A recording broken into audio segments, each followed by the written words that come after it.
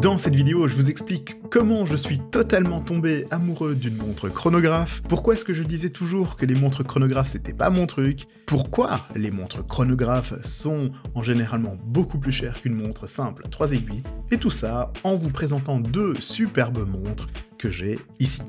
La première, c'est suite à la vidéo que j'ai fait sur les micro-marques, j'ai parlé en bien de la marque Brelum, et tout de suite après, j'ai reçu un email de leur part, ça m'a fait vraiment plaisir, et ils m'ont dit « Merci beaucoup Joao, est-ce que tu as envie de tester une Brelum ?» J'ai dit oui, la voilà ici. La suivante, c'est suite à la vidéo que j'ai fait sur ma fameuse Tudor Black BS58. J'ai eu une très bonne expérience à la bijouterie Stevenart à Waterloo, ici en Belgique. Je vous l'ai recommandé, ils étaient vraiment très contents et ils m'ont dit « Hey Jo, merci d'avoir parlé de la boutique, est-ce que tu as envie de tester la dernière Speedmaster ?» J'ai dit « Oui, je veux bien tester la dernière Speedmaster. » Alors, la première chose qui a changé, c'est que souvent j'ai dit que je n'aime pas trop les chronographes.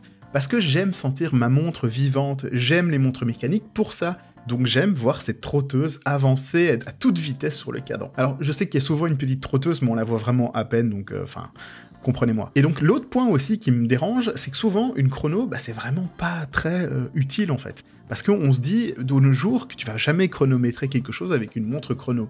Alors qu'une plongeuse, même si tu vas pas plonger, c'est vrai que c'est quand même assez facile de l'utiliser pour plein de choses, juste pour se laver les mains, aller sous la douche, même si je recommande pas, la laisser tomber dans les toilettes, ça n'est jamais arrivé. Mais en tout cas, on a une montre qui est vraiment robuste, et ça m'a toujours plus parlé que les chronos, tout simplement.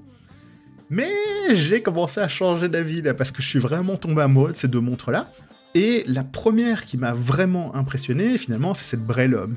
Et j'ai commencé à chronométrer tout et n'importe quoi avec cette montre. J'ai compris le délire. Par exemple, moi je m'amuse à chronométrer le temps que je mets, par exemple, pour me laver les dents le matin, ou alors d'aller d'un point d'un feu rouge à un feu vert.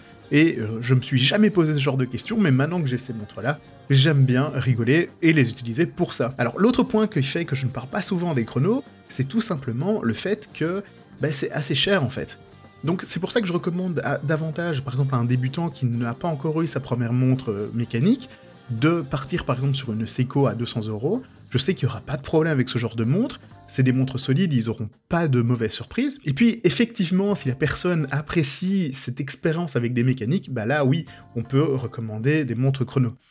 Mais ça coûte plus cher parce que le mouvement, déjà un mouvement mécanique c'est cher, mais alors un mouvement mécanique avec une complication supplémentaire, ça coûte encore plus cher. Et surtout, même s'il y en a qui sont pas trop chers, il faut se dire qu'au moment où on va faire des révisions sur ce genre de mouvement, ça va coûter encore plus cher. Est-ce que ça vaut le coup d'acheter une chrono automatique ? Moi je suis tombé amoureux là. Donc la première des deux montres que j'ai ici, c'est cette Brelum. La première chose à voir sur cette montre, c'est pas forcément l'avant, c'est l'arrière de la montre. Alors vous allez avoir un petit peu du mal à me voir là comme ça, mais je vais essayer de vous le mettre en vidéo. C'est ce mouvement magnifique, c'est un mouvement décoré, un Valjoux 7750, mais vraiment sublime. Il est certifié COSC, et au niveau de la décoration, on a quand même des côtes de Genève, on a du perlage, on a des vis bleues, et aussi ce rotor qui est décoré avec un aspect d'aviation comme ça, assez sympa. Donc ici c'est vraiment une montre Swiss made, c'est écrit sur le cadran, on a aussi le chronometer certified pour le COSC, et vraiment pour ça, je pense que le prix, il est même pas vraiment très élevé.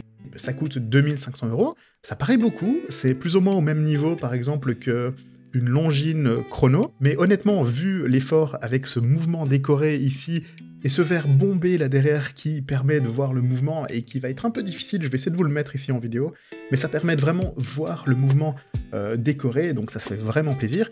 Ce genre de prix, honnêtement, pour une chrono, je trouve ça très impressionnant. Il n'y a pas que l'arrière, évidemment, l'avant est aussi très joli, peut-être un peu chargé, beaucoup d'entre vous m'ont dit sur Instagram que c'était peut-être un petit peu trop chargé. Les chiffres, moi, me plaisent, certains ont trouvé qu'ils étaient peut-être un peu trop gros, mais après, ça, c'est les goûts et les couleurs, donc je ne sais pas ce que vous en pensez, moi je la trouve plutôt jolie. En tout cas, l'avantage clairement d'acheter ce genre de montre, c'est que ce sont des montres assez rares finalement, c'est en petite quantité, vous avez ce contact avec une marque vraiment petite qui est passionnée par ce qu'ils font, donc moi, après avoir porté cette Brelum, je la recommande vraiment à beaucoup de monde, surtout que j'ai fait l'exercice, j'ai demandé à plein de copines, mais vraiment plein de filles, ce qu'elles en pensaient. Toutes toutes sans exception, ont adoré le design de cette montre. Elles ont toutes trouvé que c'était l'une des montres les plus élégantes que j'avais portées jusqu'à aujourd'hui. Rien que ça. Alors, que dire sur l'Omega Speedmaster? Alors, déjà, la première chose, c'est que tout le monde aime Omega. Dans le milieu horloger, tout le monde apprécie cette marque. C'est même assez connu, même pour les gens qui ne connaissent pas trop les montres. Les gens apprécient, savent que c'est du luxe, les gens connaissent la qualité des montres Omega.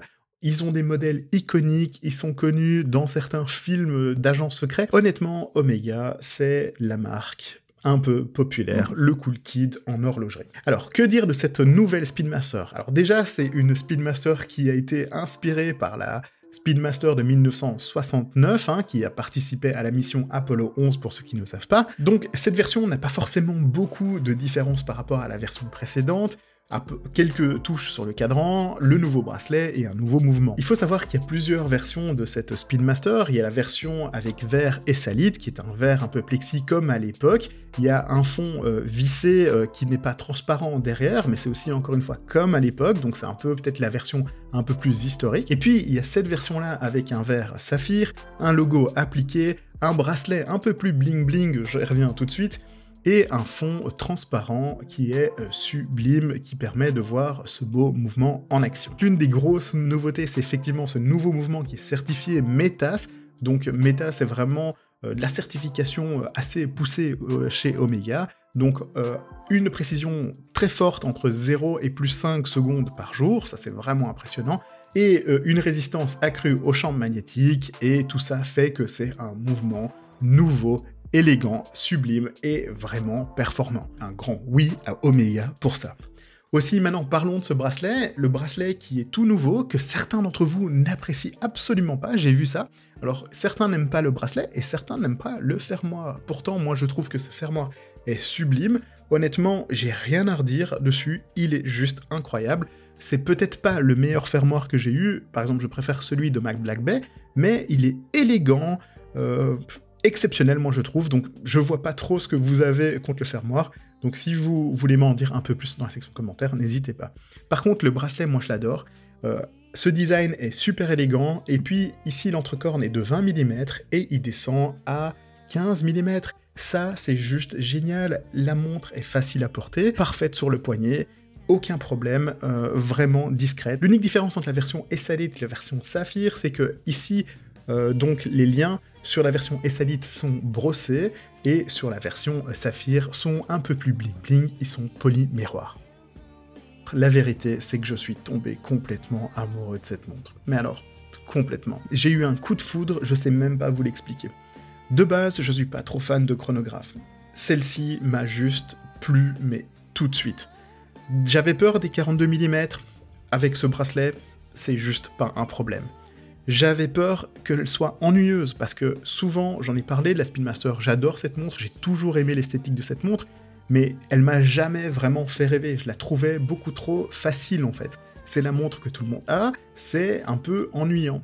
Ben ici, je sais pas, c'est la magie Omega, c'est la magie Speedmaster, je l'ai mis à mon poignet. Je l'aime quoi, je l'aime tout simplement. Par contre, petit truc avant que je finisse la vidéo, mais ça c'est vraiment très étonnant, les bords, et ça c'est peut-être un défaut, je ne sais pas, j'arrive pas à le catégoriser, les bords sur la Speedmaster sont, mais alors, coupants, mais vraiment un truc de fou, j'avais jamais vu ça. Je peux facilement couper un steak avec le bord de ma Speedmaster. Je sais pas si c'est voulu de la part de Omega, c'est pas dérangeant quand c'est sur le poignet, ne vous inquiétez pas, mais c'est quand même assez étonnant, j'avais jamais vu ça sur une montre, donc n'hésitez pas à couper un steak avec votre Speedmaster.